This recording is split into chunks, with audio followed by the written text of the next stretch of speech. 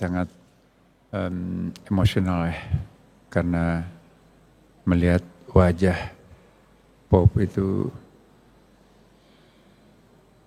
seperti kami sangat terharu ya. Masih saya membayangkan ketika kami bersama di Masjid Istiqlal dan ketika kami mendapatkan undangan dari beberapa negara ya, untuk membahas tentang deklarasi Istiqlal dan Vatikan, Imam Besar dan Pope.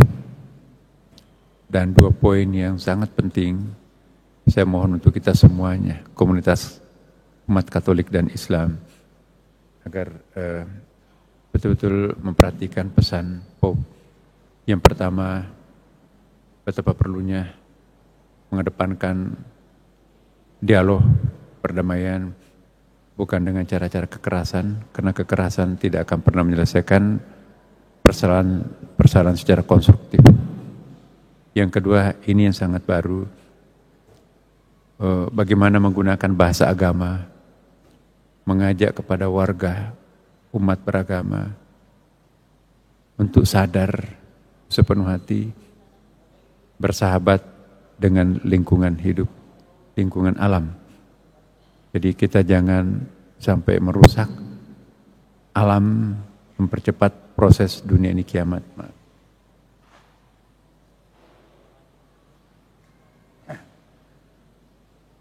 Kita ditinggalkan oleh orang yang salah seorang terbaik dunia sekarang ini. Karena itu, mari kita mengambil pelajaran berharga dari beliau.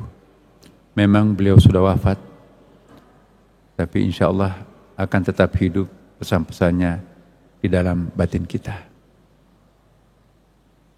Ya. Orang bijak tidak pernah wafat, melainkan dia akan semakin hidup.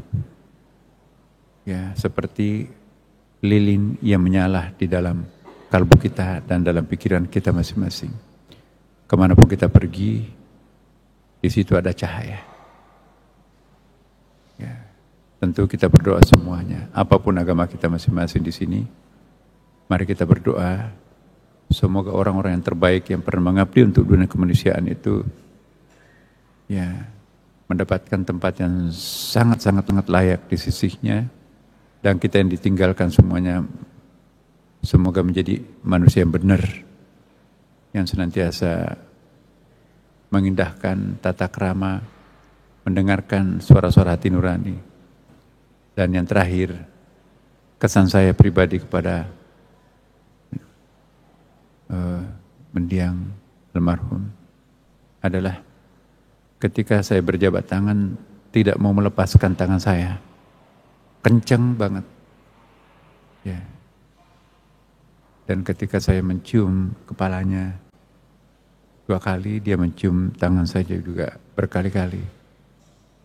Dan yang paling penting kemarin, ya, saya dapat tamu ya dari Vatikan juga mengundang saya untuk datang ke Vatikan di dalam suatu conference. Tapi 3,5 jam setelah kami terima di pagi hari di kantor saya mendengarkan almarhum Paus wafat. Jadi saya langsung tersentak ya. Saya akan tanyakan tadi pagi bagaimana kondisinya Paus. Oh, sudah bagus, kayak tim Peter katanya, karena sudah bisa tampil di dunia publik. Tapi mendengarkan kabar itu betul-betul saya tersentak. Banyak sekali koeksidensi yang positif. Beliau masuk rumah sakit karena sakit. Pas hari itu juga saya masuk rumah sakit, kaki saya tergelincir putus.